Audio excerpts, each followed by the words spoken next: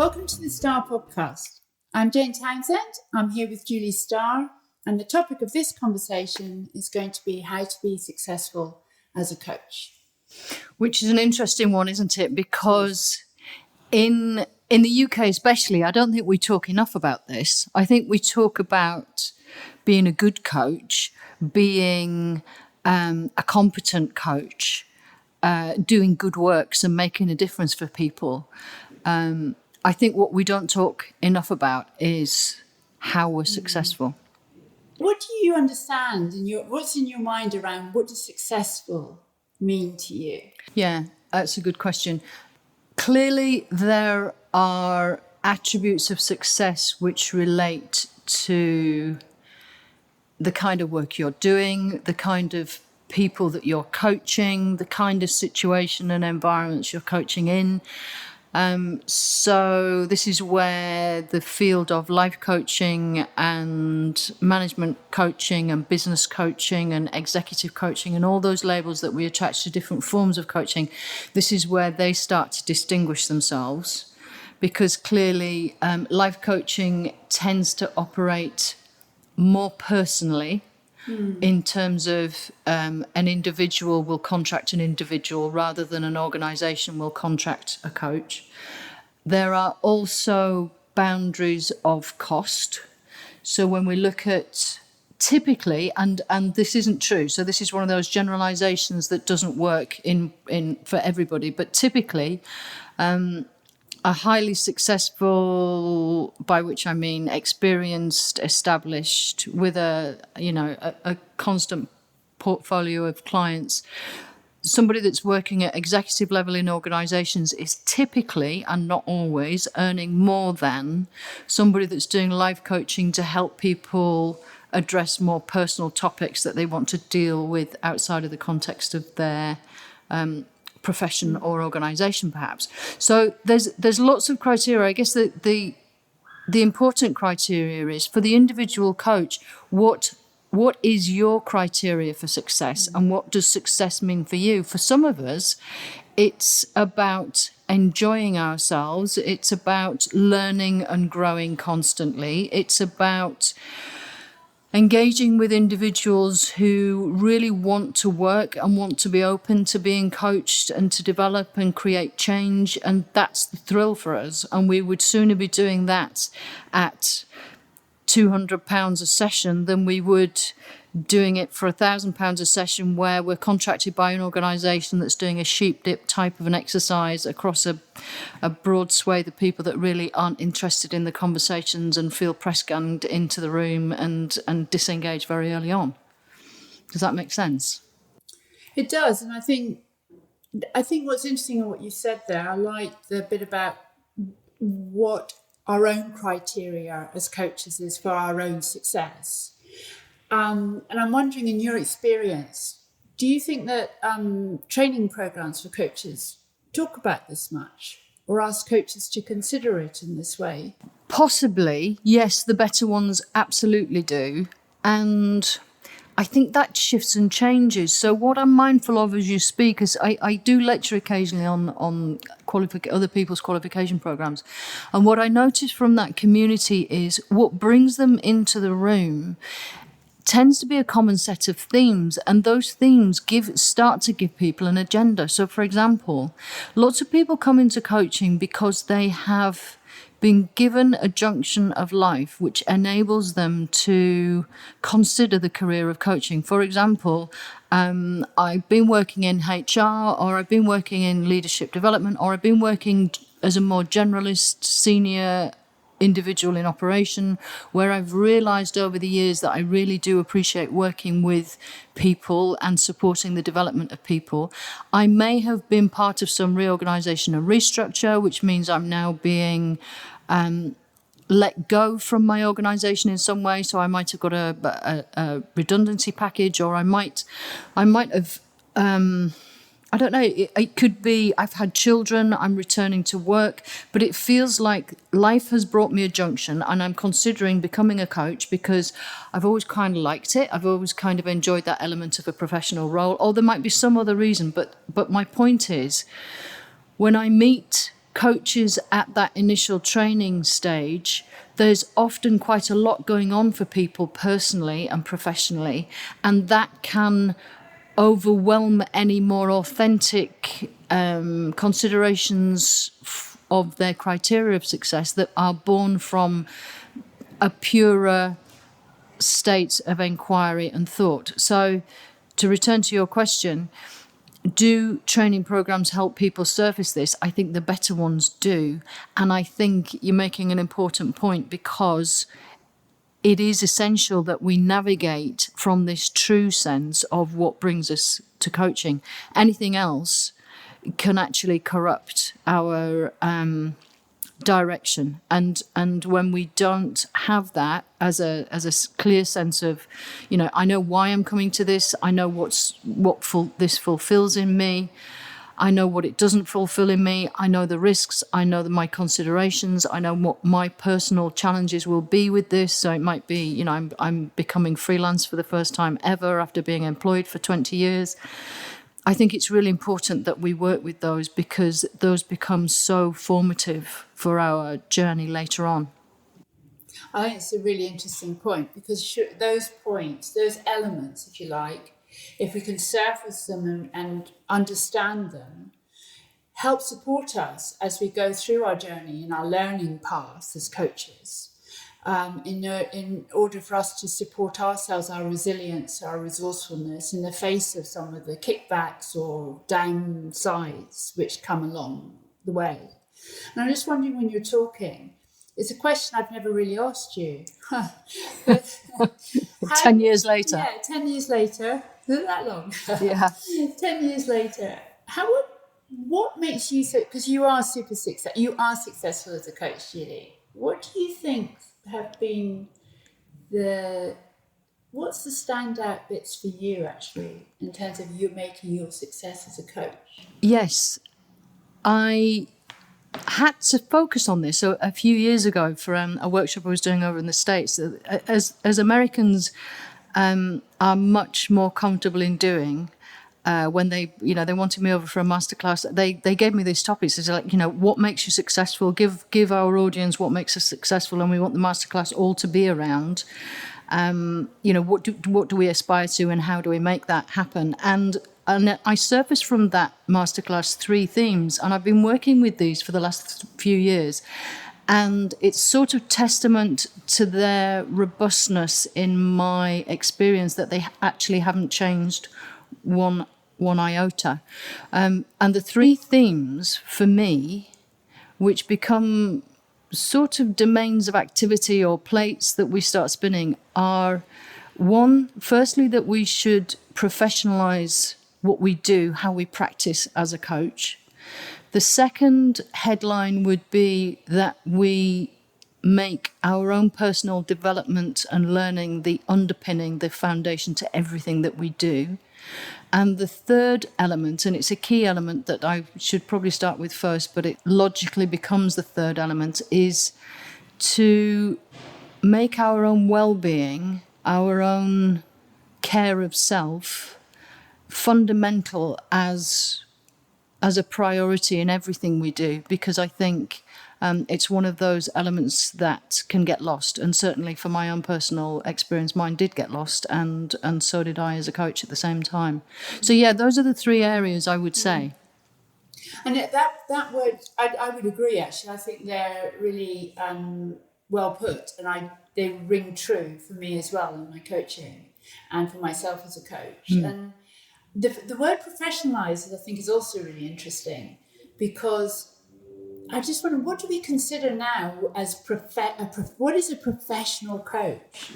So by professionalize what we do, I'm referring to have a structure, a set of sequences, your own set of processes, principles, tools, techniques, routines, things that you do automatically, so that they start to become so ingrained as a way of being around situations and clients that they occur as professional. So what I mean by that would be When you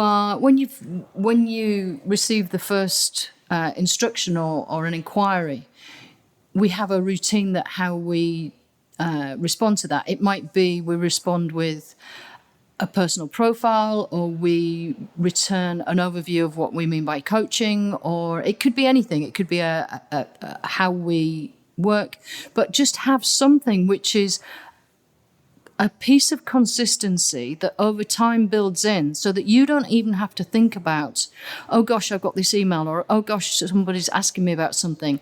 You have something, you have a set of words in an email, or a set of documents, or something that says, here's how I deal with the front end of an initial business inquiry. It could be your business cards, it could be your website, but how am I communicating that at that initial stage of my professional engagement? Further into an assignment, it could be how we set up that initial session with a client. It could be a set of predicates that say, before I meet anybody, they will have had this from me. Once I've met somebody, they will receive this as a follow-up. During that first session, there will be, I don't know, it could be some kind of psychological profiling. It could be a typical a form or a set of questions that you ask them to pre-complete. And I'm inventing some of this because I don't do all of this. But what I'm saying is, let everybody have their individual considerations, their way of doing things that are born from experience and a sense of expertise, or just gleaned from best practice around you, where you think, okay, in order to create a professional brand, in order to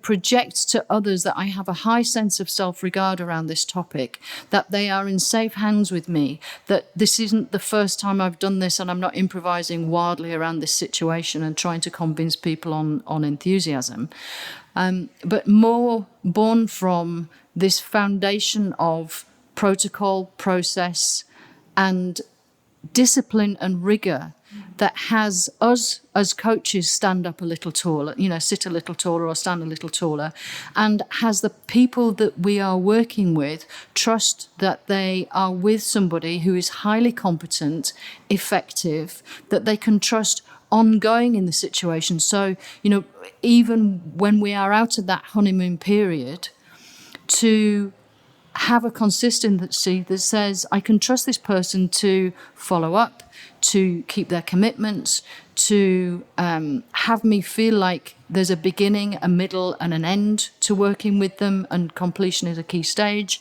But just have something that says, I'm a professional and here's how I work. And honestly, whilst this seems like perhaps a burden of work initially, I find that once it's established, it flows, and once it's established, it helps with the effectiveness of what we do. So it actually starts to build in productivity and performance and results within the assignment, simply because it has such stability and effectiveness built in. I think that's really well expressed, because there's something around, when we come out of coach training initially, where our focus is around the coaching itself. Yes. And the concerns and the worries and just the thoughts around that. The conversations. And it's the conversations that take our attention. And actually there's a broader element here in terms of professionalising the service that you're offering. And I like what you're saying about being able to stand tall, because that's part of our confidence and building our confidence from beginning as we start journeying as coaches. And I think that also helps around some of how we develop, because one of the things that you said about how important in terms of one of the criteria for you is around our own development and letting that be the source of our ongoing growth. Yes. And confidence. Yes. One of the questions I often get asked in supervision is, I don't know where to develop next, or I don't know where else to put my attention to development. Yes. And I think it's a really interesting question. Yes. I think, so we're now into the second territory of this kind of second stage of what makes us successful, or domain of what makes us successful. And when I say make your self-development be the foundation of everything you do, it might that might sound onerous in terms of, oh, that means I've got to keep attending courses and I've got to learn lots and I've got to read lots and I've got to listen to. I absolutely don't mean to create a sense of burden about this, because for me this has been the most enjoyable part of being a coach, and it's why I often say to people, the person that benefits the most by being a coach is the coach, and absolutely that should be so. And the reason for me that feels so is that I get to have this personal journey of inquiry and learning and growing and thriving within that.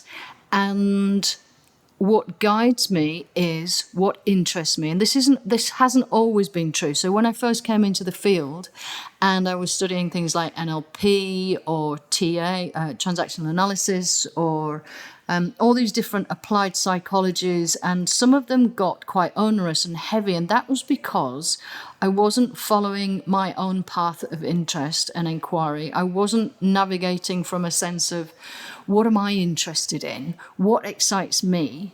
So, things like neuroscience start coming in and you start thinking, oh, I should learning about that. Or constellations theory comes, oh, I should start learning about that because everybody's doing it. Or somebody says, oh, that's interesting. Have you read this book? And have you read this book? And perhaps you even get bought books by fellow coaches because this book's been so significant to them.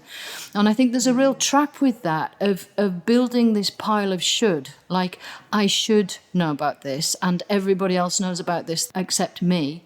And that's when it becomes and feels like hard work. And you can also make some really costly mistakes. Going and attending a 4-day long neuroscience seminar or something on health and well-being, when really it's not floating your boat. You're doing it because you think, maybe you think well-being's an area you should be getting into because everybody's getting into it, so I need to learn more about medical. And absolutely, it's the last thing you want to spend your weekends doing. So I just encourage everybody to, and this is why, coming back to your first question about it's essential to form ourselves around our own sense of what's in this for us and what's important and what success is for us, then suddenly the signposts appear more clearly and are obscured by a lot less in terms of wheat and chaff and somebody else's path. And when you're saying that, what I started thinking about, that's part of how we look after ourselves. That's part of the self-care bit, isn't it? That if we create our own path that we're actually in control of, it takes our energy and our attention and our excitement, then actually that's part of the self-care piece as well, because what you've just been describing is part of the burdens side of it, that has an impact on our self-care and our resilience and our confidence. I haven't got this, or I need to do this, or of course I don't know about this and somebody's mentioned it. And what a beautiful segue that is, isn't it, into this third domain of well-being and self-care, because absolutely there is an inextricable link between all these areas really, and that's a really obvious link, isn't it, from following our bliss, following what excites us, following this sense of interest, and thriving as an individual and being supported and made resilient for life. Yes, absolutely. And I wonder where I intimated early on that I lost this well-being element, and just simply because I wasn't conscious of it. And I did get myself into a state of overwhelm, overwork, trying to be all things to all people. There's a real trap, I think, in coaching, the field of coaching, which is it appears to be a profession that is around everybody else. And where we imagine, oh, I'm in this to do good works, I'm in this to benefit others, I want to help people, I just love giving to people, and all that other lovely, lovely stuff, that actually becomes quite flaky if it's not backed up by a more selfish, self-centered, self-orientated path of this is good for me and it's good for everybody else, when it isn't backed up by that. And I think for us, for quite a while, my work became about everybody else. So either, and especially where you work for yourself, you're either doing the work, or you're finding the work, or you're looking after the work, or you're managing the business, where you work for yourself and you have all those considerations of finance and function and practicalities.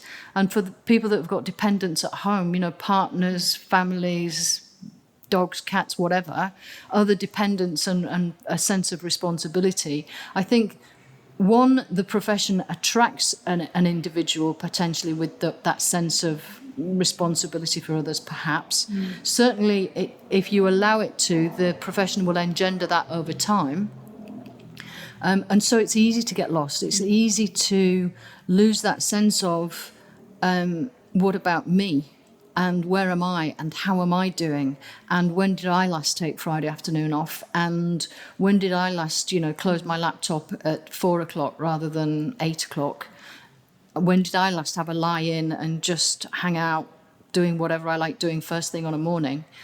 If you aren't having those moments of consideration or relaxed thought and able to contemplate with your body and mind at rest, then I would say that there's a dial somewhere on your dashboard that needs to be attended to, and it's probably that you're running on some kind of reserve you don't want to be running on. That's lovely. I think I just as you say that, I think yes, absolutely. What's your experience of this whole area? Because you've changed what you do in the last few years in terms of your interests. I have, and as you're speaking, those elements really resonate with me in terms of getting, if you like, that professionalizing thing of getting a process in place, of knowing that I can deal with an inquiry or have a conversation about an inquiry, but I have a backup process really to follow, and that enables me to engage in a much freer level, both for me and for a potential client, because it may be work that it may not fit with what I want to do. I feel I have more choice in how I go forward. Yes. And I think the thing about the self-care for me is so intertwined with the developmental side, because we all change as we go through life. I think it's an interesting question, maybe. Do coaches come to coaching at a different stage in their life? You were talking about their different changes and changing from one maybe career path or into another, but also age and wisdom and maturity. I wonder if that, does that suggest a sort of different sense around some of the people a lot of the people come to coaching, and when they do come to coaching, there's something they want to do. So for me, it's been a real core element of how I orientate around coaching and how I work within my own practice and in the conversations. And it has absolutely been linked into how I orientate for myself in my world. And that's changed and has made a massive difference. And so my compass is easier to navigate now. It's less of the I ought to, and I know I've got a bookcase full of books. Yeah. And that will just go on and on and on. And sometimes I look at it and I feel that's onerous. I look at it and think it's sitting there as a looming silent presence in the room. I see, come on this course, come on that course. I absolutely relate to what you're saying. And now I feel much less obligated to have to attend. If it's something that I think, yes, that's something I want to find out more about. And there are so many other ways you can do that isn't within a traditional frame that people often see as development or professionalism. And yet the source of a lot of our conversations with our clients, we're talking about that person. So we have to, I think, look after our own person and orientate around ourselves in terms of what we trust in ourselves, what we know of ourselves, and how we use that to support our ability to support others. Because I mean, I don't know how to say this, but it does feel like we're supposed to be an example in some way. But I'm conscious that as soon as I say, because coaches should be your best example, that kind of puts another sack on the pack horse, and that I really don't want to put on. It's simply let that be a byproduct. Let your well-being, let the relaxed, centered groundedness that emerges from clear thoughts, a personal practice of well-being, let that shine as something that's in the room, that's a useful energy to have in the room, rather than give us something else for our agenda that says, oh, and you must be inspiring for others, because that's less helpful, and that's certainly something that got in my way, or I became encumbered with early on, was the thought that being a coach means that you must be masterful at all areas of your own life. And of course, that's just another trip hazard, really, for me. What an interesting subject. On our journeys, really. Yes, and just to kind of wrap this up as a topic of how to be successful as a coach, I think it's important to remember that this old adage of enjoy the journey on the way to the destination is become really pertinent for me, simply because I've realised there is no destination with this. There is no place we are all getting to. There is a sense of direction. There is an increased sense of satisfaction and enrichment and joy and all those good things. And that only comes by savouring this journey of success and towards increased success, and being satisfied with where we are, and let a natural sense of pleasure emerge from that, and then let that be success, because in the moments is where success needs to be, surely. So, another great conversation. Thank you, Julie. And thanks to our listeners for being here, and go well with your coaching.